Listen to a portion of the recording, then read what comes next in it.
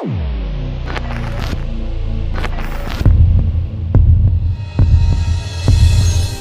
इस भारत को एक सुंदर भारत, एक साफ भारत, एक प्रगतिशील भारत, एक चमकता भारत हम बनाएंगे। हमारा भी मंत्र यही है, सबका साथ।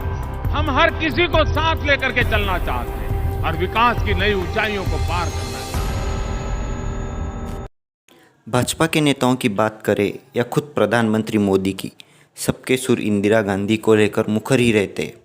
उनके अनुसार इंदिरा गांधी को सिर्फ एक ही चीज़ के लिए याद किया जाएगा और वो है 25 जून 1975 को लगा आपातकाल। खैर, भाजपा इंदिरा गांधी के बारे में जो कुछ भी कहे, लेकिन 2019 के चुनाव के समीकरण बिल्कुल 1971 के चुनाव की तरह ही बनते दिखे थे।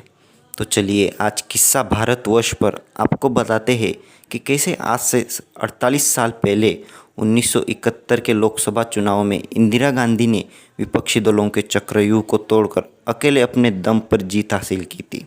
और इंदिरा गांधी की वो कौन सी बातें हैं जिसका अनुसरण पीएम मोदी ने 2019 के चुनावों के दौरान किया था।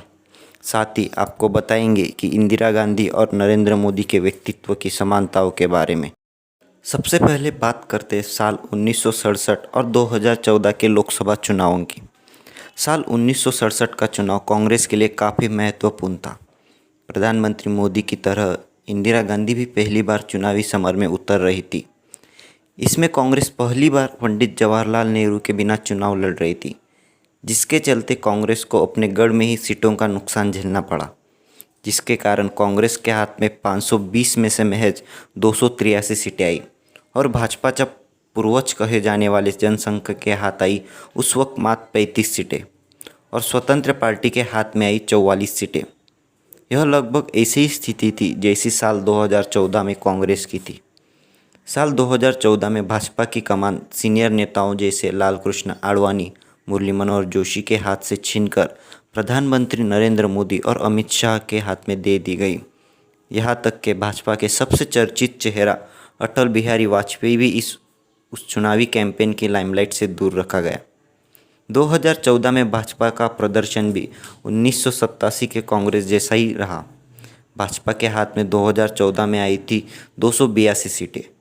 लोकसभा चुनाव में एक आसान जीत हासिल करने के बाद इंदिरा गांधी और नरेंद्र मोदी को अपनी ही पार्टी के भीतर विरोध का सामना करना पड़ा। 1967 के जीत के बाद इंदिरा गांधी के विरोध में मोरारजी देसाई जैसे कई बड़े नेता सामने आए। मोदी को भी इसी तरह मार्गदर्शक मंडल के उन नेताओं का विरोध झेलना पड़ा जिन्हें रिटायरमेंट लेने पर मजबूर कर दिया गया। आडवाणी, जोशी, अरुण शौरी और यशवंत सिन्हा आदि नेताओं ने नरेंद्र मोदी के खिलाफ आवाज़ बुलंद करनी शुरू की। जैसे कामराज खेमे ने इंदिरा गांधी के खिलाफ आवाज़ उठाई थी। लेकिन इस विरोध के बावजूद जिस तरह इंदिरा गांधी ने जनता से जुड़े लोकप्रिय मुद्दों को आगे रखकर अपनी जगह बनाई, उसी तरह प्रधानमंत्री मोदी ने भी अपनी जगह बनानी शुरू कर दी।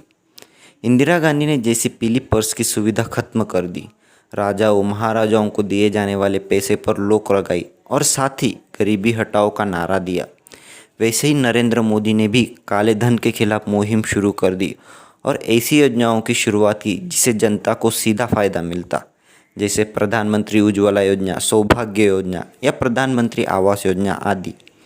1967 के 2 साल बाद ही सभी विपक्षी दलों ने इंदिरा गांधी के खिलाफ एकजुट होना शुरू कर दिया।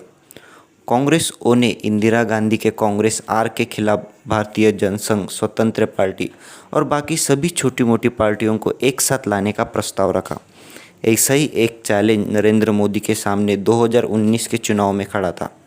जैसा कांग्रेस ओ ने इंदिरा गांधी के कांग्रेस आर के खिलाफ किया था, वैसा ही कुछ कांग्रेस अपोजिशन में रहते हुए नरेंद्र मोदी के खिलाफ करना चाह रही थी, जिसका जीता जागता प्रमाण यूपी के चुनाव में देख चुके हैं, जहां कांग्रेस, बहुजन समाज पार्टी और समाजवादी पार्टी के उम्मीदवारों के हाथों भाजपा के उम्मीदवारों को मुंह की खानी पड़ी। खैर, इंदिरा गांधी ने विपक्षी दलों को इस रणनीति का इलाज भी ढूंढ लिया और वह था सीपीआई और डीएमके के साथ राजनीतिक गठबंधन।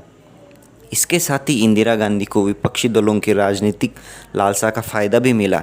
जैसे इसी राजनीति के चलते कांग्रेस ओ ने स्वतंत्र पार्टी को गुजरात में 4 सीटों पर चुनाव लड़ने दिया और भारतीय जनसंघ को एक भी सीट नहीं दी, जिसकी की वजह से इन पार्टियों में अंतर कला आ गई और जिसका सीधा फायदा इंदिरा गांधी को मिला। ऐसा ही राजनीतिक फायदा इंदिरा गांधी की तरह प्रधानमंत्री मोदी को भी साल 2019 के चुनाव में मिला, जैसे कि ममता बनर्जी, अखिलेश यादव या फिर के चंद्रशेखर राव जैसे नेताओं के राजनीतिक महत्वाकांक्षा भी है और हर कोई कांग्रेस को हाशिए पर रखना चाहता है।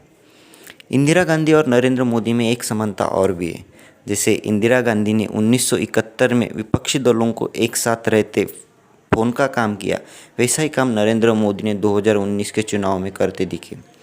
इंदिरा गांधी के करिश्मे के आगे अपने अस्तित्व के खतरे के चलते विपक्षी दल ना चाहते हुए भी एक साथ जुट कर रहे। ऐसी स्थिति 2019 के चुनाव में नरेंद्र मोदी के खिलाफ देखने को मिली। मोदी के आगे अस्तित्व की लड़ाई विपक्षी दलों को जोड़ने का काम करेगी। जिस तरह इंदिरा हटाओ का नारा 1971 में चला, वैसा ही मोदी हटाओ का नारा 2019 में विपक्षी दलों का स्लोगन बन गया। वही 1971 की तरह ही 2019 के चुनाव में टीना फैक्टर ही एक जैसा काम करता नजर आ रहा था।